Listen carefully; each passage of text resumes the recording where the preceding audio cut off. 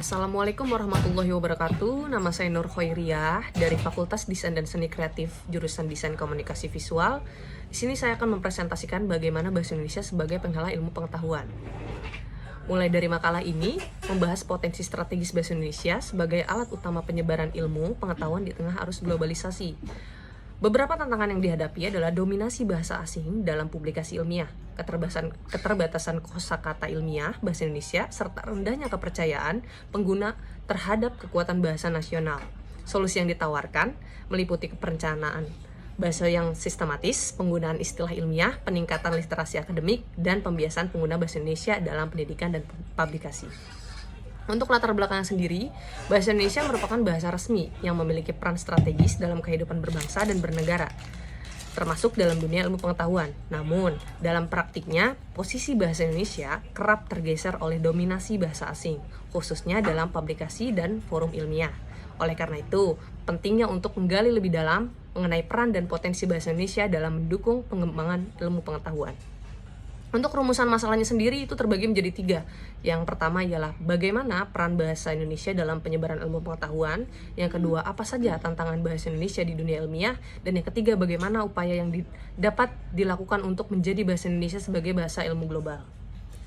Untuk tujuan dan manfaatnya sendiri, tujuan penulisan ini adalah menganalisis peran, tantangan, dan strategi penguatan bahasa Indonesia sebagai bahasa ilmiah yang mampu bersaing secara global. Untuk manfaatnya adalah memberikan wawasan kepada masyarakat akademik dan pembuatan kebijakan tentang pentingnya penguatan bahasa Indonesia dalam bidang ilmu pengetahuan.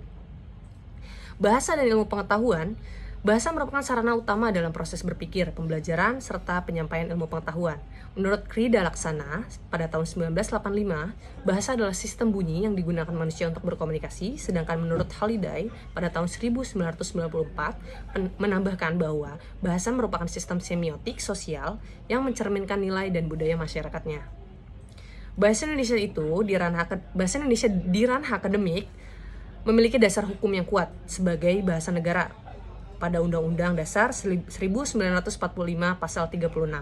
Namun, penggunaannya di dunia akademik masih kalah bersaing dengan bahasa asing, khususnya bahasa Inggris yang mendominasi jurnal dan forum ilmiah. Peningkatan daya saing bahasa Indonesia di ranah ilmiah menjadi hal yang mendesak untuk dilakukan.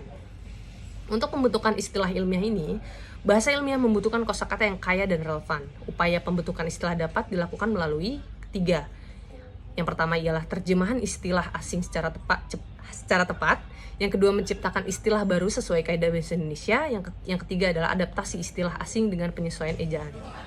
Untuk tantangan globalisasi, yaitu adalah dampak bahasa ini, bahasa Inggris telah menjadi lingua franca dalam dunia akademik, teknologi, dan bisnis. Dampaknya, bahasa Indonesia semakin jarang digunakan dalam riset ilmiah. Yang kedua adalah akademisi lebih memilih menulis dalam bahasa Inggris demi pengakuan global. Dan yang ketiga, muncul anggapan bahwa istilah asing lebih prestisius dibanding istilah lokal.